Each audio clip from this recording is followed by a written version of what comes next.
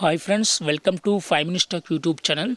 Here is Lenovo Tab M10 tablet. In this video, you will learn how to change notification sound in your tablet Lenovo Tab M10. First of all, in your tablet, go to settings.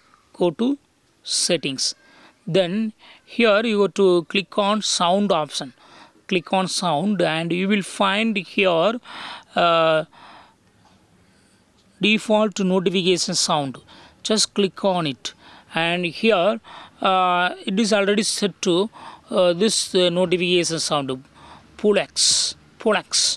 If you would like to change it to other notification sound, yes, just select anyone. These are already system tone, just select anyone. You can also choose custom tone. Click on add notification, and if you have any music file in your local gallery, they will be presented here and you can choose any one of them.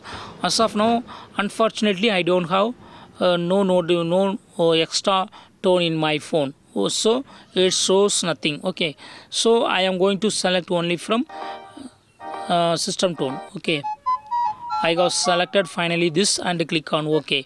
This selected tone will be setting up as a notification sound hereafter. So in this way you can easily change notification sound in your tablet Lenovo Tab M10.